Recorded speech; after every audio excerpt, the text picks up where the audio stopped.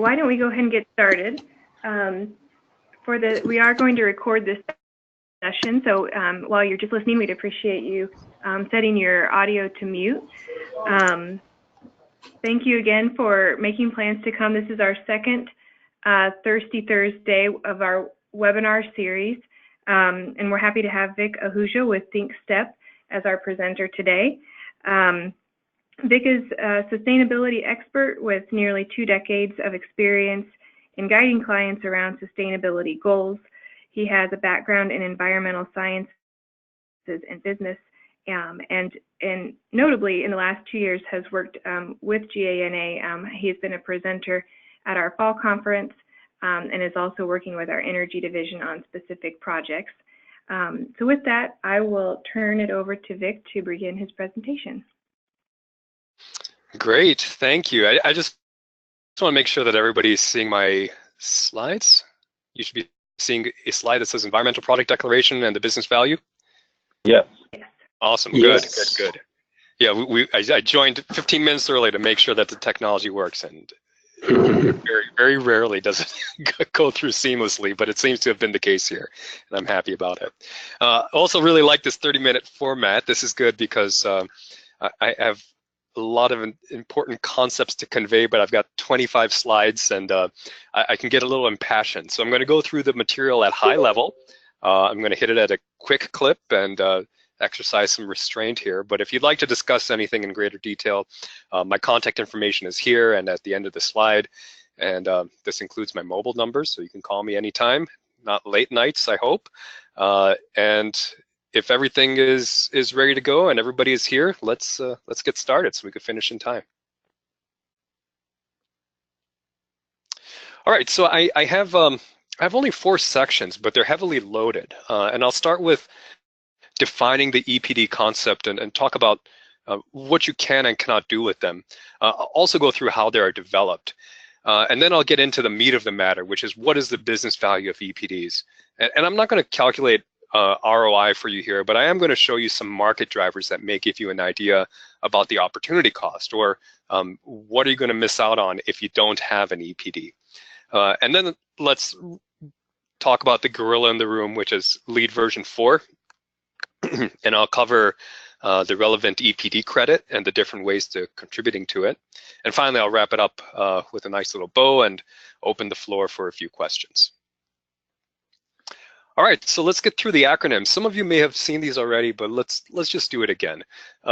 There's 3 big acronyms that we're going to be talking about throughout the course of the presentation, and when you have conversations about this matter with your colleagues, you're going to be hearing these over and over again.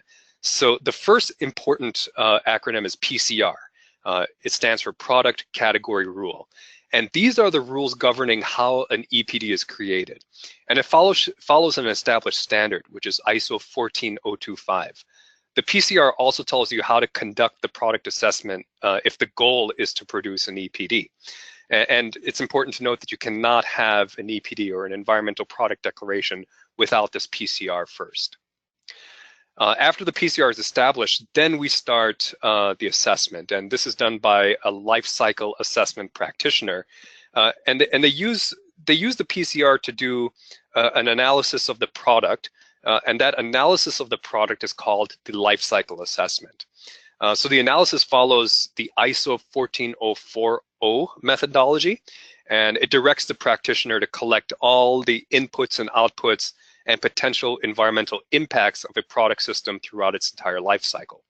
So an example of a potential environmental impact is global warming potential, but I'm going to show you in later slides that there are other critical considerations besides just global warming potential, considerations like water and waste. All right, and then we'll get to EPD, the Environmental Product Declaration, which is the market-facing communication of the LCA. And the EPD describes how the study was conducted, what the results are, who did the verification, and what product category rules were followed. The EPD is also guided by ISO 14025, and ISO 14025 states that the underlying LCA model that was used to develop the EPD needs to be verified by a third-party LCA expert. and that the EPD must be published by yet another third party, which is called a program operator. And I'll discuss what those concepts mean in the coming slides. So let's take a little deeper look into what a PCR is. PCRs take a long time to develop, and they require a lot of stakeholder engagement. It can be pretty expensive. It could be certainly time-consuming, and the process is spearheaded by a third party called the program operator. So the good news for the glass industry is that the PCRs for flat glass and for process glass are already completed. The program operator, the group that developed these PCRs, was NSF for flat glass, and the program operator for process glass was UL. So both of these PCRs are valid for 5 years from the publication date, and they guide how the EPD is going to be developed for both industry-wide EPDs and also for product-specific EPDs. Again, I'll get into the what an industry-wide EPD and what a product-specific EPD is in my coming slides. Here's a look at the PCR in just a little more detail. So the NSF flat glass PCR has a system boundary of cradle to gate. And I'll discuss system boundary in the immediate slide coming. It covers production of flat, float, rolled, and tinted glass, and this PCR is valid through 2019. The UL process glass PCR also has,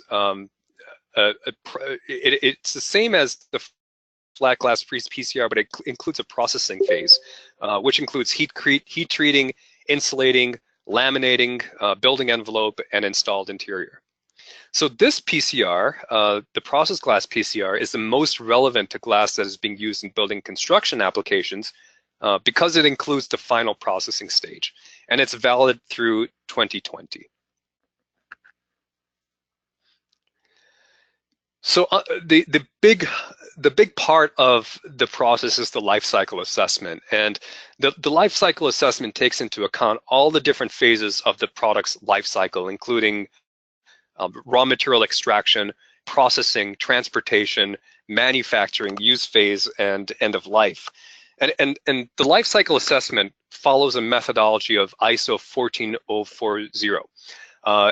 And 14040 goes into great detail about the tasks required for conducting the LCA. But because the methodology is standardized, the tasks are always the same.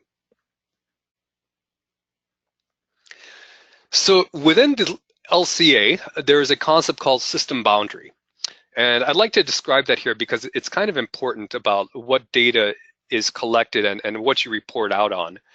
The system boundary tells you where you need to start your assessment and where it needs to end. In any LCA, a system boundary must be identified. If your goal is to produce the EPD, then your system boundary will be defined by the product category rule. So the LCA practitioner doesn't get to guess, and you don't get to say really where you want to capture your impacts. The product category rule already tells you what you have to look at. And what you're looking at here, I'm sorry, it's a little fuzzy, but what you're looking at is the system boundary for flat glass as dictated by the NSF product category rule for flat glass.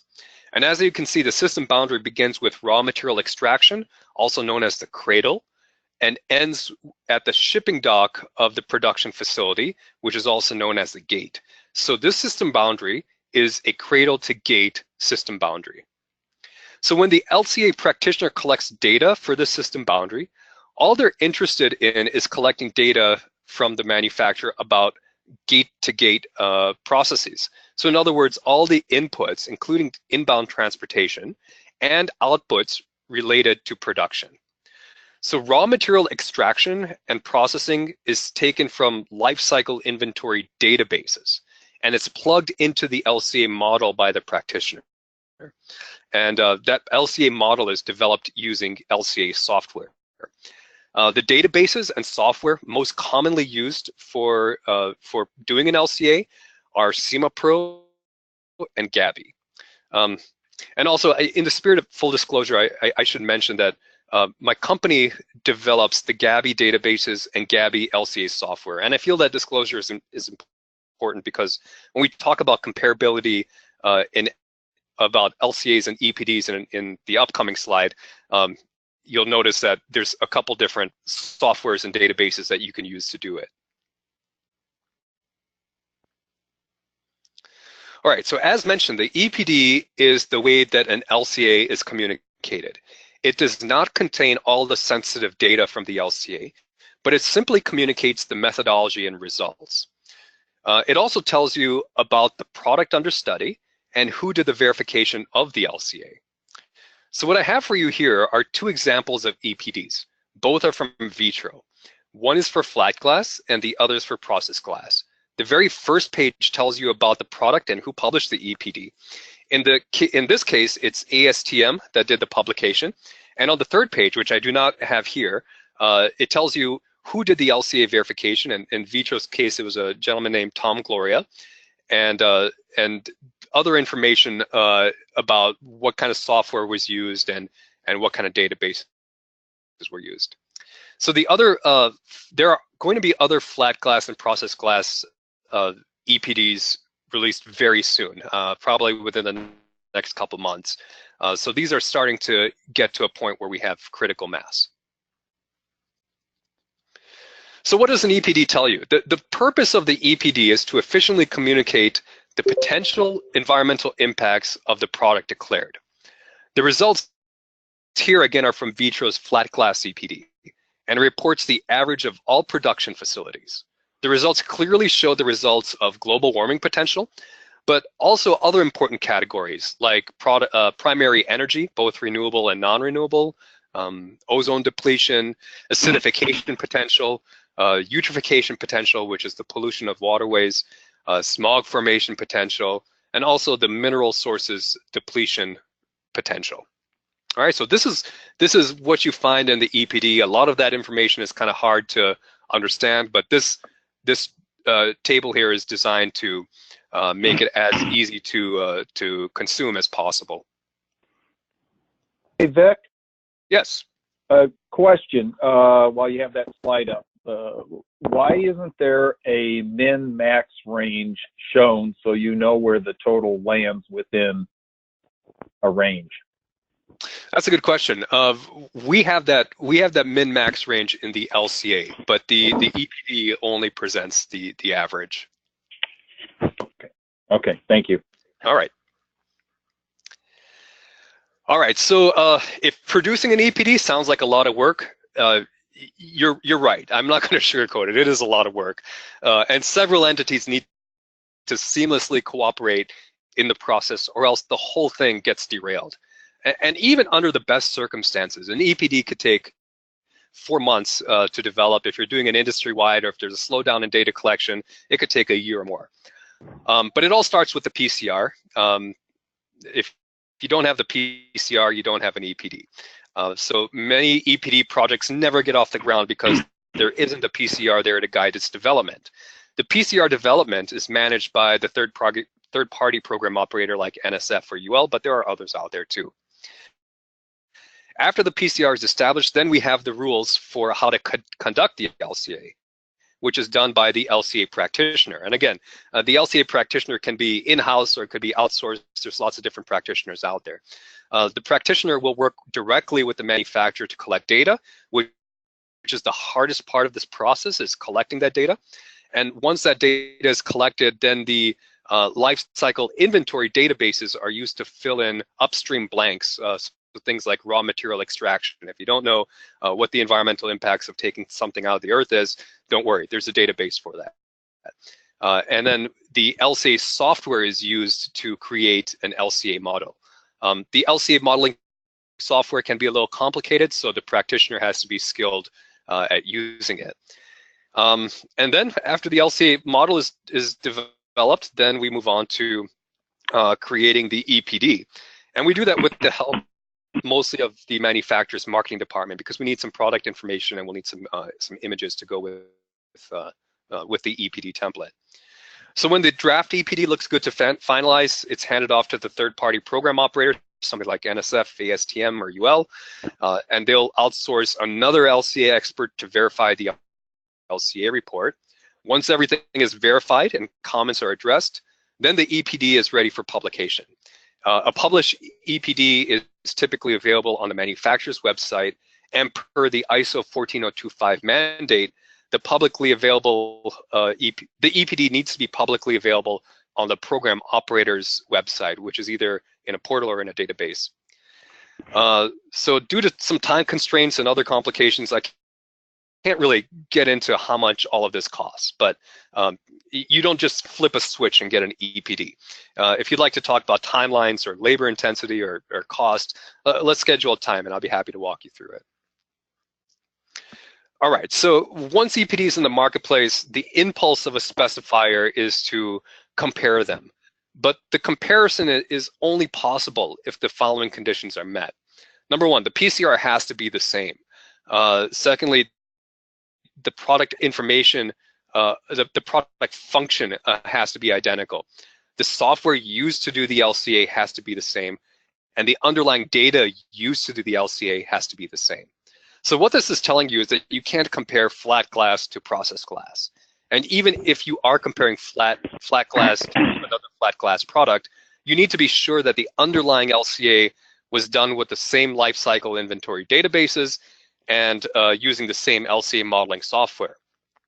There was a study done by BIFMA, which is the Furniture Manufacturer Association in North America. And that study demonstrates how using two different types of LCA databases and software ends up changing the results. So I think that study is public. I'll have to double check that. So if you'd like to see it, send me an email. I'll try to get you the link to it. All right, so here's the meat of the presentation. Why do an EPD in the first place? So in 2013, there were some leading architecture firms in the US that sent out some pretty toothy, aggressive letters saying that they're only going to be giving preferential treatment to products that have transparency declarations. Transparency declarations mean HPDs, health product declarations, that is, and EPDs. So no EPDs in our library means you can't come in, no CEUs, no lunches, nothing. We're not gonna touch your product. So that caused some strife in the industry and some contention, and they backed off these letters. But what they were able to do is manage to get some of that language into RFPs. What you're looking at here is a cut and paste job from an RFP for San Francisco International Airport, a very major infrastructure project. So this is directly from the RFP. What they're saying is that they want to have EPDs based on an LCA, and they went as far as saying that it had to be from a very specific database or LCA modeling software. They specified in this case Gabi. They also wanted health product declarations, life cycle cost assessment, and supply chain engagement report that aligns with LEED version 4. Now, some of this stuff did not make it into the final RFP, but what did make it into the final RFP was this request for environmental product declarations. And most of you have seen the AEC letters just by virtue of being in the industry, and some of you who have sat through my presentations in the past have seen the SFO slide. But I'm betting there are some amongst you here who are seeing an actual law calling for EPDs for the very first time. And what I'm going to go over here is fresh ink called Buy Clean California, or AB 262. And I believe we have some California Department of General Services folks attending today, so I'll try to be on point and succinct about it. California is the author and experts on AB 262. If you have any questions, I think they will be the best suited to address those. So I can turn you on to them if you send me an email. AB 262 states that, effective July 1st, 2019, the contractor bidding on a state project must produce an EPD for each of the following eligible materials: structural steel, steel rebar, flat glass, and mineral wool. I do not know if processed glass will be included in this list, but perhaps the state can provide more guidance on that. They're the experts on this. And AB 262 states that the DGS, Department of General Services, will have to come up with a maximum allowable global warming potential for each eligible material. And you could look to most industry associations and find the industry average for global warming potential. But this is not the case for glass. And until the industry association comes up with an average, I think DGS will have to rely on the industry average, the average global warming potential provided by each manufacturer for their specific product. And what happens? What happens if the bidder cannot produce an EPD for flat glass products? My understanding of the AB 262, which DGS can clarify, is that they're prohibited from installing it if that EPD cannot be produced.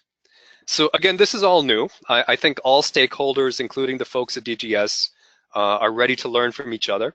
And if you want to reach out to me, I could help you make contact. The DGS also has a web portal set up so that you can download materials, participate in dialogue, and check the schedule for future discussions. I believe something's coming up soon. So let's all keep an eye on this and help each other through it. All right, here's the gorilla, LEED version 4.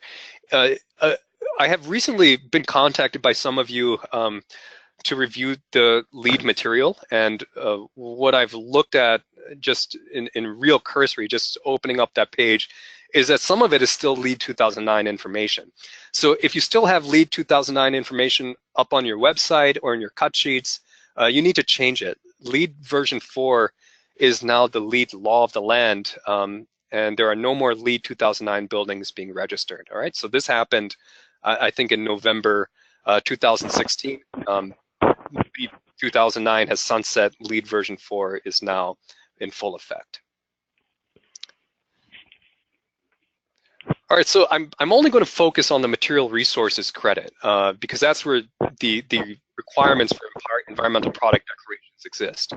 There are two possible points in the credit, and the intent of that credit is to encourage the use of products that have verified life cycle information, which means it's been third-party verified according to ISO 14225, and encourage the selection of environmentally preferable products. So the language is a little hairy. Let me go through it slowly. If you are, the specifier is required to use at least 20 different permanently installed products sourced from at least 5 different manufacturers that have one of the following: a product-specific LCA, an industry average EPD, or a product-specific EPD. If you have a product-specific LCA, it needs to be critically reviewed by a third party to ensure that it conforms with ISO's 14044. And again, that's just product-specific. And as far as its contribution to the credit, it only counts as 1/4 product towards these 20 permanently installed products that the specifier needs. If you have an industry average EPD, this is a type, the language specifically calls for type 3 EPD, which means it's been through a third-party verification.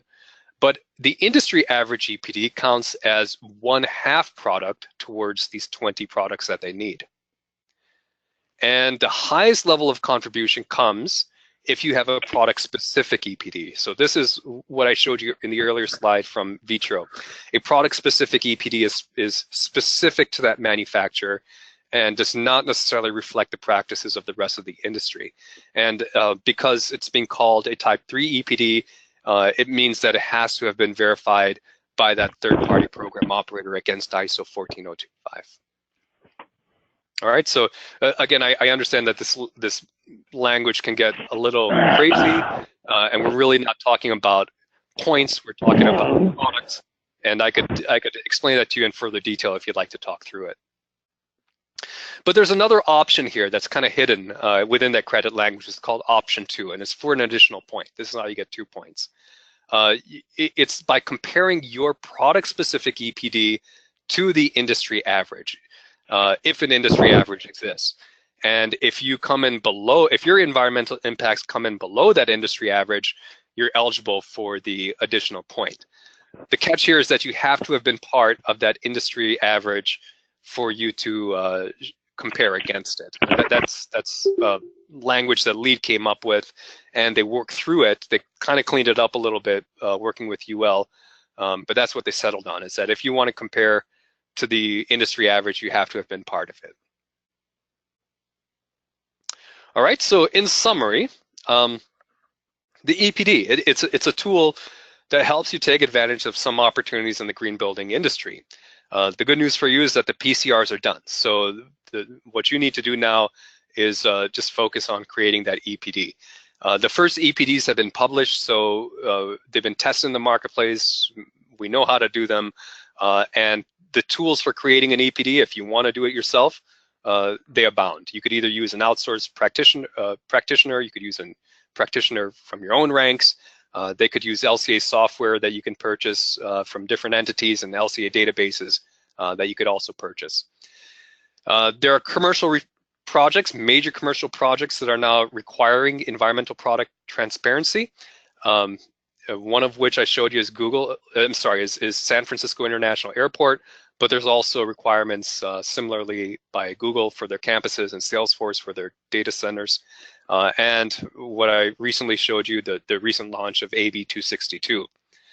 All new LEED projects are now following LEED version 4. And an EPD can be done by an individual manufacturer, and that's called a product-specific EPD, or it can be done with the resources of an entire industry. That's called the industry-wide EPD. The maximum LEED contribution is if you submit the product-specific EPD, but the industry EPD also works, helps you get into that LEED credit. And I'm sure that you have questions. I'll take them now.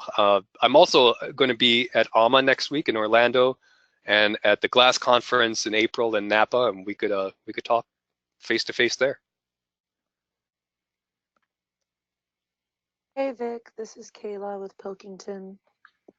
Hi. I was wondering, could you send this presentation? Oh yeah, my pleasure. Yeah, I think it was recorded, but I'll send you. I'll PDF these slides and I'll send them to you directly. Okay, that would be great. Thank you. You're welcome. Yes, and to Vic's point, we did record today's webinar, so once we get it cleaned up, we'll be putting it on the members only site. Great. Well done, Vic. Oh, thank you. I appreciate that. Well done. Yeah. Question, Vic. We see about the glass here, right? And how quickly do you think it's going to move to the other components in the glazing applications? I think that's coming. Yeah, I spoke with Irmela this morning, and I'll be speaking with some folks at AMA next week, and of course at the Glass Conference. I think it's moving forward. My take on this is that having the flat glass numbers is important, but it's really the processing phase that's critical, because it's the glazers that have their last hands on it and are going to be asked for it. Yeah. Thank you. Sure.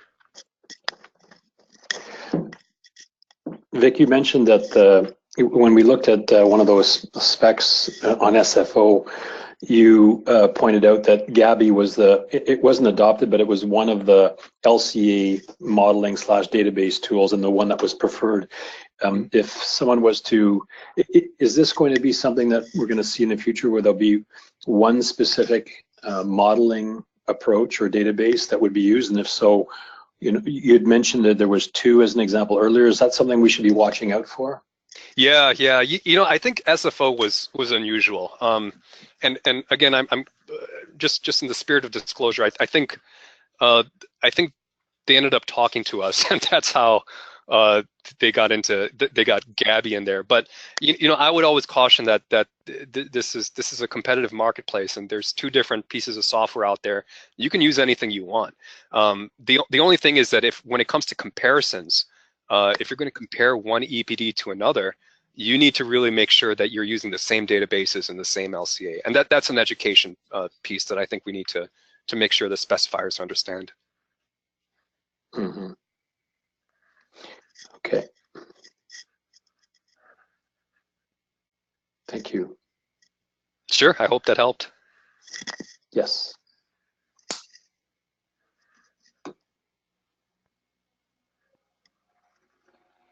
If there aren't any other questions, then I think that wraps up our presentation for the day. Thank you very much. Great. Thank you all for attending. Thank you. Thanks, Vic. Thanks, guys. Thank you, Vic. Bye-bye. Thanks, Sarah. Bye. Bye-bye. All right, bye-bye.